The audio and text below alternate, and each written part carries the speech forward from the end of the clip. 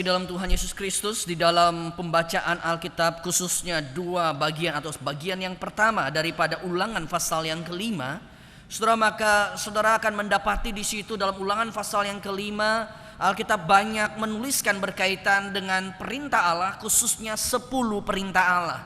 Saudara, dan bicara mengenai 10 perintah Allah, maka 10 perintah Allah menjadi sebuah norma kehidupan bagi pada umumnya orang-orang Kristen. Bagian teks ini kerap kali menjadi sebuah kerangka acuan daripada perintah Allah yang mengatur seluruh kehidupan kita yang ada di dunia ini. Dan saudara, ketika bicara mengenai 10 perintah Allah, atau ketika bicara mengenai perintah-perintah Allah yang dicatat di dalam Alkitab, saudara, maka khususnya di dalam Ulangan pasal yang kelima ini kita akan mendapati bahwa semua perintah Allah itu diberikan di dalam sebuah kesadaran bahwa bangsa Israel sudah dibawa keluar daripada perbudakan Mesir dan mereka masuk di dalam sebuah kehidupan yang baru. Ketika mereka masuk dalam sebuah kehidupan yang baru, maka otomatis mereka perlu di-set up kembali, mereka perlu dibentuk kembali, diarahkan kembali dengan sebuah norma-norma yang baru. Saudara, saya membayangkan secara sederhana ketika misalnya kita berpindah dari satu tempat ke tempat yang lain. Ketika saudara misalnya berpindah dari kota Kudus ini ke kota yang lain, atau kita pindah dari negara ini ke negara yang lain, saudara, maka di tempat yang lain ingatlah bahwa kita diperhadapkan dengan sebuah aturan-aturan yang berbeda dengan aturan-aturan kita yang lama. Ada norma-norma tersendiri, ada aturan-aturan tersendiri. Saudara, ketika kita berada pada sebuah negara yang berbeda, maka kita tidak bisa kemudian berkata bahwa saya mau ada di situ, tapi saya pokoknya mau ikut kehidupan dengan saya yang dulu, dengan saya di tempat yang lama. Saudara, saya percaya kita tidak bisa hidup seperti itu. Karena di tempat yang berbeda, di negara yang berbeda, punya aturan-aturannya tersendiri. Saudara, dan sebenarnya itu yang Allah mau tegaskan kepada bangsa Israel. Mereka sudah dibawa keluar daripada Mesir dan mereka menjadi umat pilihan daripada Allah sendiri. Mereka menjadi umat di mana Allah yang menjadi Tuhan atas segala hidup mereka. Dan Tuhan mau berkata kepada mereka, ada norma-norma yang baru. Ada prinsip-prinsip dasar yang baru yang harus kemudian mereka jalani. Saudara, dan saya percaya norma-norma ini bukan sekedar menjadi sebuah norma bagi orang-orang Israel, tapi juga menjadi norma bagi setiap orang percaya dimanapun kita berada. Saudara, ingatlah Alkitab juga berbicara, bukan? Ketika saudara dan saya ditebus oleh Tuhan, maka kita menjadi ciptaan yang baru. Ketika kita menjadi ciptaan yang baru, kita punya aturan-aturan yang baru. Aturan-aturan yang harus mengontrol hidup kita. Saudara, tetapi ketika kemudian kita mencermati lebih jauh daripada Ulangan pasal yang kelima ini, saudara, maka menariknya memang Ulangan pasal yang kelima bicara mengenai aturan-aturan tersebut, bicara mengenai perintah-perintah Allah, bicara mengenai norma-norma yang baru. Saudara, tapi kalau saudara kemudian membaca Ulangan pasal yang kelima, menurut saya jangan kita terjebak hanya kepada perintah-perintah Allah tersebut. Saudara, karena kita kemudian mendapati bahwa perintah-perintah Allah atau Ulangan pasal yang kelima ini bukan sekedar diberikan kepada kita supaya kita tahu perintah-perintah Allah tersebut, tapi ada hal yang berbeda, ada hal yang lebih daripada itu yang ditegaskan di dalam Ulangan pasal yang kelima ini. Saudara, dan saya sangat tertarik dengan ayat 32 dan ayat 33. Dua ayat terakhir daripada Ulangan pasal yang kelima yang menurut saya menjadi bagian yang penting dari Ulangan pasal yang kelima ini. Saya akan bacakan sekali lagi ayat 32 dan ayat yang ke-33. Demikian bunyi firman Tuhan. Maka lakukanlah semuanya itu dengan setia seperti yang diperintahkan kepadamu oleh Tuhan Allahmu.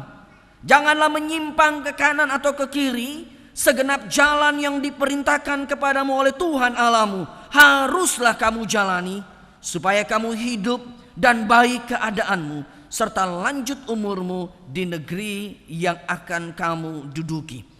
Saudara, kalau kita membaca dalam ayat 32 dan 33 ini, maka kita mendapati dalam akhir daripada pembicaraan mengenai norma-norma yang ada, perintah-perintah yang ada itu, maka sebuah penegasan yang penting adalah Allah inginkan bangsa Israel untuk melakukan semuanya dengan setia. untuk melakukan semuanya dengan setia. Bahkan Alkitab berkata di situ, engkau tidak boleh menyimpang ke kanan dan ke kiri. Engkau tidak boleh sedikit menyelewengkan, menggeser perintah Allah itu. Menyimpang ke kanan ke kiri tidak boleh. Apa yang Allah kehendaki, apa yang sudah Allah nyatakan, engkau harus lakukan itu dengan setia. Saudara, kalau Ulangan pasal yang kelima dilepaskan daripada dua ayat ini, maka Ulangan pasal yang kelima tidak akan ada artinya. Karena itu sekedar hanya memberikan sebuah kerangka kognitif bagi setiap kita. Tapi lebih daripada itu, Ulangan pasal yang kelima ini diberikan dalam sebuah konteks, supaya setiap kita boleh melakukannya dengan setia. Tetapi ketika mencoba untuk merenungi bagian firman Tuhan ini, saya kemudian berpikir, seberapa banyak sih sebenarnya dalam hidup kita bisa setia melakukan perintah Allah ini? Seberapa banyak sih dalam kehidupan orang percaya kita bisa menjalankan perintah Allah ini? Saudara, kalau saya bertanya kepada setiap saudara, dan saya ingin mendapatkan respons daripada setiap saudara, saudara cukup nanti memberikan respon dengan mengacungkan tangan. Dan pertanyaan saya sederhana, kalau saya bertanya kepada saudara, menurut saudara tingkat kesetiaan daripada orang-orang Kristen, daripada setiap orang-orang percaya di dalam melakukan perintah Allah, tingkat kesetiaan itu menurut saudara yang pertama adalah 50% ke atas. Orang Kristen begitu setia melakukan semuanya itu. Atau yang kedua, menurut saudara 50% ke bawah melakukan kesetiaan terhadap perintah-perintah Allah tersebut. Menurut saudara tingkat kesetiaan daripada orang percaya menjalankan perintah-perintah Allah itu 50% ke atas atau 50% ke bawah? Yang berkata 50% ke atas boleh acungkan tangan, saya ingin melihat. Yang berkata 50% ke atas. Oke. Yang berkata 50% ke bawah, acungkan tangan.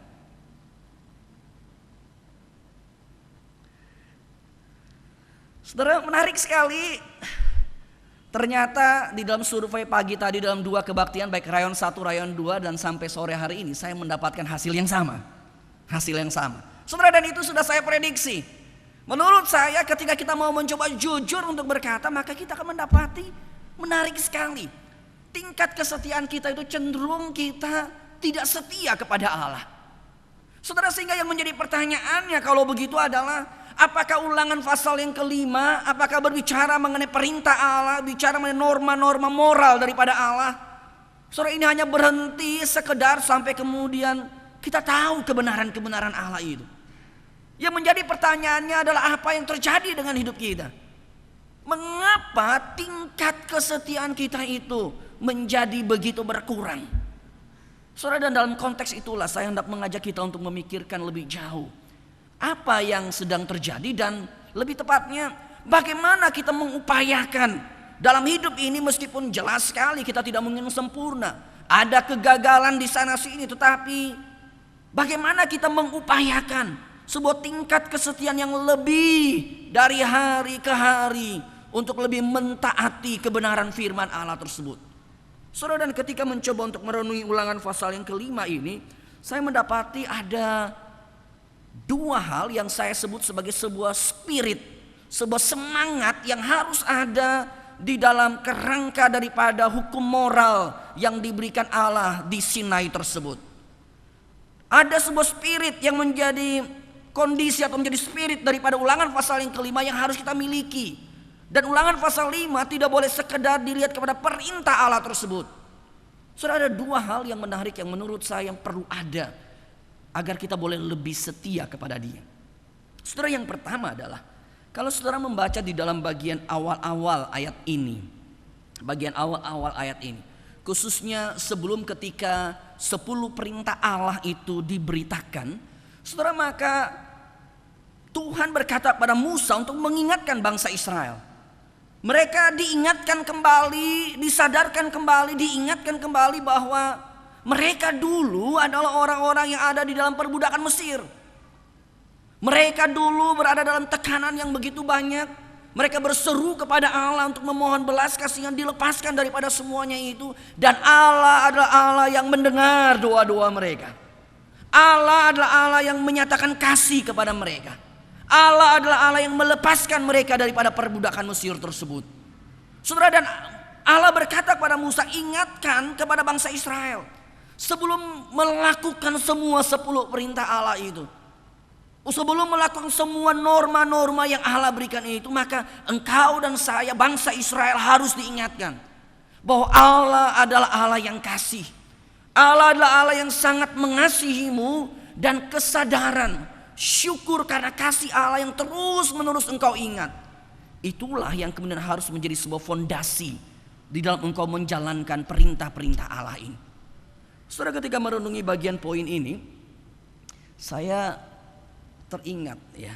Jadi di dalam hidup saya, menurut saya hanya ada satu pribadi yang saya itu paling dikatakan boleh kita katakan paling taat kepada pribadi tersebut. Di dalam hidup di tengah-tengah dunia ini, menurut saya hanya ada satu orang yang rasanya dia kalau ngomong apa maka kemungkinan besar saya akan lakukan. Ya kecuali dia minta hal yang negatif lah begitu. Dan umumnya tentu saja dia tidak minta hal yang negatif. Saudara, hanya ada satu orang yang kemudian bagi saya kalau dia ngomong apa pasti saya akan lakukan. Dan saya nggak tawar-tawar. Saudara, orang itu siapa? Saudara, orang itu adalah mama saya. Saudara, yang menjadi pertanyaan selanjutnya adalah kenapa hanya kepada mama saya, di mana saya itu boleh dikatakan apapun yang dia minta, apapun yang dia mau pasti saya akan lakukan. Saudara, jawabannya sederhana, karena saya punya sebuah story tersendiri, sebuah kisah tersendiri berkaitan dengan mama saya. Saudara, sejak kecil umur 2 tahun papa saya itu sudah meninggal. Saudara, sehingga saya dibesarkan oleh mama saya dan kakak saya, kami dibesarkan oleh mama saya. Saudara, dan saya lebih merasakan hal itu karena kakak saya itu kemudian dipelihara oleh anggota keluarga yang lain, sehingga saya paling bungsu, saya bersama dengan mama saya. Saudara, dan ketika masih kecil saya tidur bersama dengan mama saya, dan saya masih ingat sekali itu. Saya masih ingat sekali. Mama saya itu subuh-subuh banget. Bahkan kadang-kala saya kaget bangun dan itu masih gelap banget ya. Masih gelap banget. Suara jangkrik itu masih begitu gede, bahkan bukan hanya suara jangkrik. Suara burung hantu itu masih berbunyi begitu. Masih berbunyi. Saudara, dan saya masih ingat sekali. Mama saya pagi-pagi buta, saya nggak tahu, mungkin itu jam 3 barangkali. Dia sudah bangun untuk menyiapkan adonan roti, adonan kue yang harus dia buat.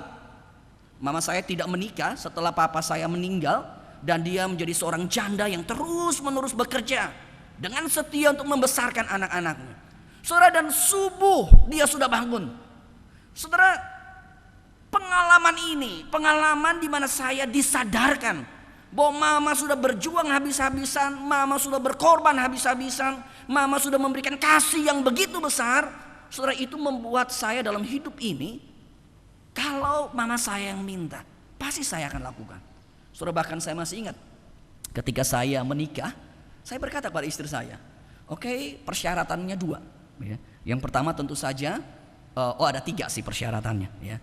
Yang paling pertama tentu saja kamu harus cinta Tuhan. Kalau nggak cinta Tuhan, bagaimana bisa jadi istri hamba Tuhan sih begitu, ya kan? Yang kedua adalah saya berkata, kamu harus cinta saya tentu saja, ya karena saya suamimu. Tapi yang ketiga saya berkata, kamu juga harus cinta mama saya. Kalau kamu nggak cinta mama saya, ini kita mesti pertimbangkan lagi begitulah. Karena di dalam perjalanan hidup itu saya sangat mengalami kasih daripada orang tua tersebut. Saudara, dan saya masih ingat ketika saya kecil, kalau mama saya, entah saya lagi main, saya lagi melakukan sesuatu, mama saya memanggil saya dan memberikan perintah kepada saya masih ingat tuh. Hanya ada satu kata yang selalu saya sampaikan, yaitu oe mama, oe mama. Saudara, jadi saudara tahu kira-kira saya orang apa begitu jadinya, iya kan? Mama itu biasa, oe itu setelah gede saya baru tahu itu oe itu maksudnya dari orang-orang orang-orang Hangin begitu. Oe itu artinya saya di sini, saya di sini. Jadi ketika mama memanggil, meminta sesuatu, saya cuma berkata, saya di sini, saya siap melakukannya. Saudara, sejak kecil, bahkan sampai ketika dewasa pun, saat ini mama saya masih Tuhan berikan kekuatan kesehatan, memang tidak tinggal bersama dengan saya, tinggal bersama koko saya. Tapi kalau mama saya telepon saya, saudara, pasti saya akan responnya dengan begitu cepat. Saudara, karena pengalaman tersebut. Saudara, dan kadangkala dulu saya pernah berpikir, Tuhan, kenapa kalau mama saya minta sesuatu, saya langsung berkata, "Oe mama." Dan itu artinya saya pasti jalani. Tapi kenapa? Kadangkala saya tahu Tuhan inginkan saya lakukan tersebut. Tapi saya tidak bisa berkata, "Oe Tuhan, di sini saya Tuhan." Saudara, ketika pertanyaan ini muncul, saya cuma disadarkan satu hal. Ternyata pengalaman akan kasih daripada mama saya itu mendorong saya begitu rupa untuk betul-betul mendedikasikan hidup untuk dia. Saudara, dan itulah yang sebabnya Tuhan ingatkan kepada Musa. Beritahulah kepada orang Israel, aku telah melepaskan engkau. Bahkan orang-orang Israel pada waktu itu adalah orang-orang Israel yang melihat dengan mata kepala sendiri bagaimana tangan Tuhan yang penuh kuasa memimpin mereka keluar dari perbudakan Mesir. Ada kasih Allah yang dinyatakan kepada mereka. Dan dalam kerangka itulah perintah Allah itu diberitakan. Dalam kerangka itulah 10 perintah Allah itu diberitakan, dan Tuhan memulai dengan penegasan. Bangsa Israel, engkau dipilih oleh Allah, engkau dikasihi oleh Allah, engkau diselamatkan oleh Allah. Dan kalau engkau sudah mengalami kasih Allah yang begitu banyak, aku memberikan perintah kepada engkau, dan engkau harus setia melakukannya. Saudara, kesetiaan untuk melakukan perintah Allah itu hanya mungkin bisa terjadi kalau pengalaman kasih Allah itu menjadi pengalaman yang terus kita ingat, terus merasuki hidup kita. Perintah Allah bukan dilakukan sekedar karena perintah itu, tapi perintah Allah dilakukan karena sebuah kesadaran ada cinta Allah yang begitu besar. Kalau Allah begitu mengasihi kita, bagaimana mungkin kita bisa berkata, "Saya tidak mau ikut apa yang menjadi kehendak-Mu"? Saudara, itulah sebabnya saya sangat senang dengan sebuah pujian yang dikatakan, ingat kasih-Nya, ingat kebaikan-Nya, ingat kasih-Nya pada kita, dan seterusnya. Saudara, ketika naikkan pujian ini saya selalu berkata, iya Tuhan, saya kerap kali nggak ingat tuh kasih Tuhan. Kita kerap kali manusia tuh take for granted, selalu merasa ya ini sudah seharusnya seperti itu, ini sudah normal, seharusnya seperti begitu. Saudara, kasih Tuhan itu terlalu banyak. Dan ketika perintah-perintah Allah ini dinyatakan, perintah-perintah Allah ini harus dinyatakan dimulai dengan sebuah kasih Allah. Ada kasih Allah yang terus menaungi hidup kita. Tanpa itu, saudara dan saya tidak bisa setia melakukan semuanya ini. Mengapa angkanya adalah 50% ke bawah? Jawabannya karena kita tidak terus-menerus mengingat akan kasih Allah tersebut. Saudara, kepada mereka yang akan menikah, biasanya sebelum pemberkatan ngobrol dengan saya, dan cukup sering saya bertanya kepada mereka, coba kamu ceritain ke saya masa-masa indah kalian, ya, masa-masa indah kalian, masa-masa happy kalian, 1-2 peristiwa yang kalian paling ingat. Dan kenapa kamu happy seperti itu? Coba beritahu kepada saya. Ya, ada yang kemudian beritahu beragam hal lah, begitu, beragam hal. Saudara, dan selalu saya kemudian mengkaitkan dengan sebuah kisah. Saya kemudian berkata, kenapa engkau perlu ingat baik-baik peristiwa-peristiwa di mana engkau merasa pasanganmu begitu mengasihi engkau? Karena bagian itu perlu terus-menerus diingat. Saudara, saya pernah membaca sebuah kisah. Ada sepasang suami istri yang sudah menikah belasan tahun, ya, saudara, dan akhirnya mereka merasa mereka tidak cocok, mereka merasa tidak bisa lagi menjalankan hubungan ini, dan mereka berpikir kemudian untuk bercerai. Proses pengadilan sudah dijalankan, saudara, dan proses sudah berjalan dan tinggal 1 pertemuan lagi, maka pengadilan akan mengetok palu dan mereka resmi bercerai. Saudara, menjelang hari terakhir, hari pengadilan tersebut, saudara, sang istri itu kemudian menelpon sang suaminya berkata seperti ini, besok kita akan masuk di dalam pengadilan terakhir dan ya sudah, kalau harus cerai kita akan bercerai. Tapi boleh nggak sebelum kita bercerai, sebelum kita masuk ke pengadilan tersebut, saya cuma minta satu hal. Boleh nggak kamu temenin saya 1 jam saja? Saya pingin bersama dengan kamu. Sang suami berpikir, apa susahnya 1 jam cuman ketemu doang, ya kan? Nggak ada susahnya. Setelah itu dapat restu lagi kali ini dari istri, boleh cerai. Akhirnya suami berkata oke, dan istri kemudian berkata oke, saya pingin kita bertemu di satu tempat ini, ya, di tempat seperti dekat sebuah taman dekat di kota mereka di situ. Lalu sore itu janjian mereka bertemu di sebuah tempat duduk, mereka bertemu. Lalu suaminya bertanya kepada istri, oke, kamu mau ngomong apa? Istrinya berkata, saya kan punya waktu 1 jam, ya. Enggak, saya nggak mau ngomong apa-apa kok. Kita duduk aja di sini, duduk berdua aja begitu.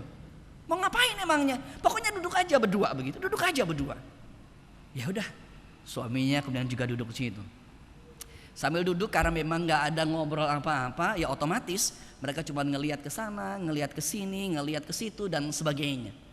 Sang suami ketika sambil duduk, sambil ngelihat, dia tiba-tiba sadar begitu. Rasanya tempat ini saya dulu pernah datang begitu loh. Rasanya tempat ini dulu saya pernah datang. Dia mulai perhatiin, wah dia ingat. Ternyata itu adalah tempat persis kurang lebih tempat di mana waktu dulu dia muda dulu, dia yang ngajak istrinya itu, ya waktu itu pacarnya begitu, ya. Lebih tepatnya belum pacar sih begitu, ya. Dia ngajak wanita itu untuk ke tempat itu dan di tempat itulah dia nembak istrinya, ya.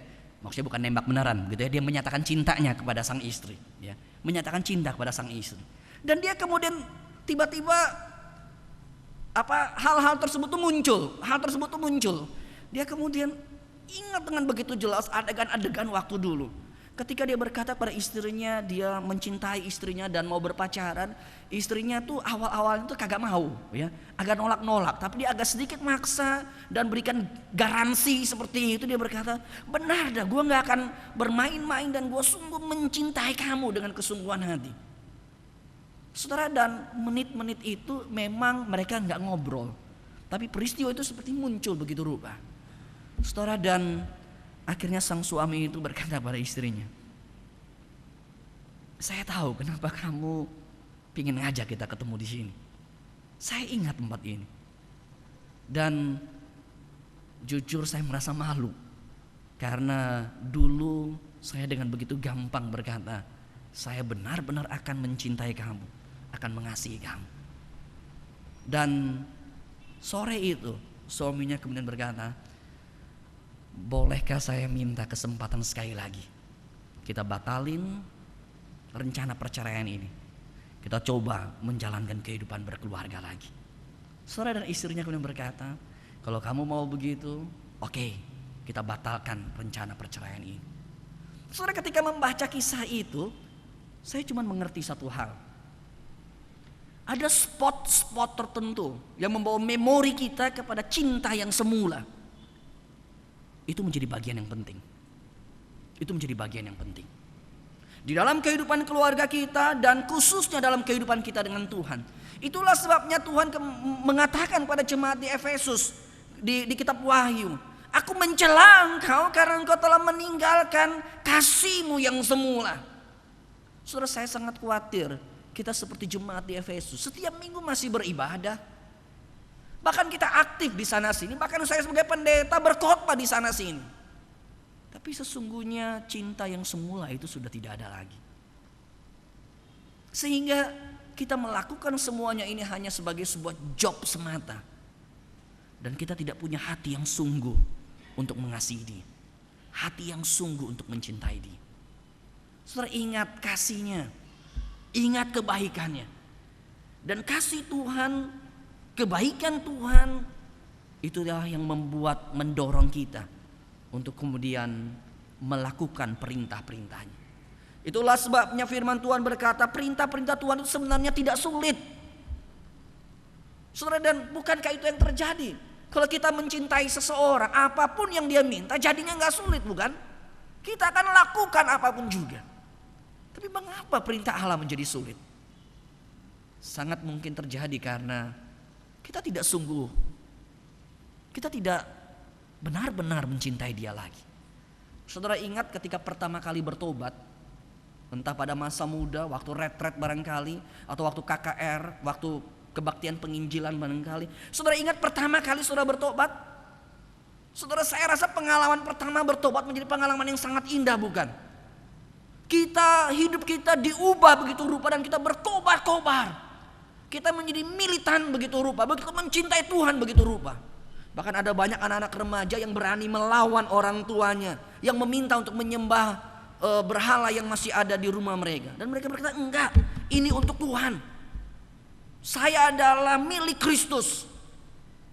Saudara, cinta yang begitu kuat membuat mereka bisa melawan beragam konsekuensi ketika orang tua memarahi mereka dan sebagainya. Apakah cinta yang begitu kuat itu masih ada di tengah-tengah kita? Saudara, itu adalah hal yang pertama. Bicara mengenai perintah Allah ini, maka menurut saya jangan terjebak pada perintah Allah itu. Tapi kita harus kembali kepada spirit yang ada di balik daripada perintah Allah tersebut. Yaitu apa? Yang pertama adalah kasih Allah terlalu besar. Dan kasih Allah itu yang menggerakkan kita, yang mendorong kita, yang mendrive kita untuk melakukan perintah-perintah Allah tersebut.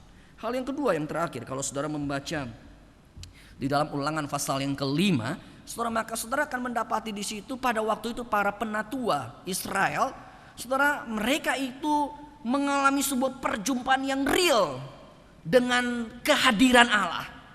Allah menyatakan diri dalam petir yang begitu rupa, dengan awan yang begitu rupa, dengan cahaya kemuliaan yang dipancarkan begitu rupa.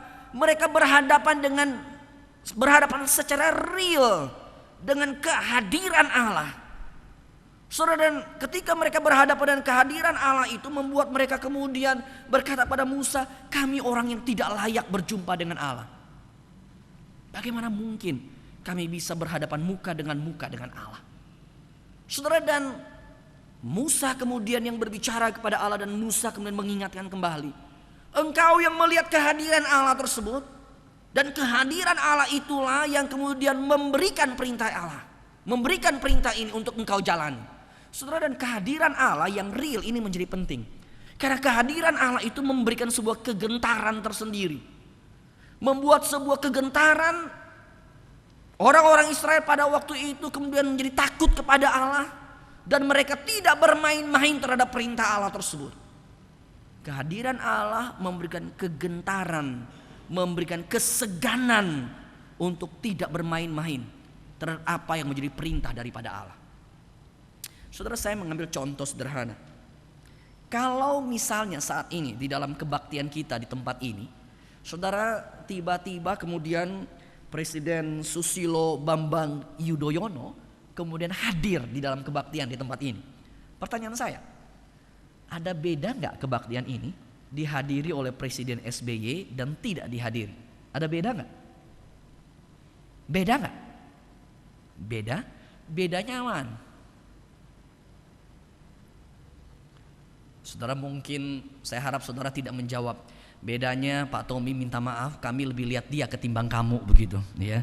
Harap-harap jawabannya bukan itu. Harap-harap jawabannya bukan itu. Saudara, tapi menarik sekali, kehadiran orang-orang penting itu akan membuat kita itu rasanya juga nggak terlalu berani.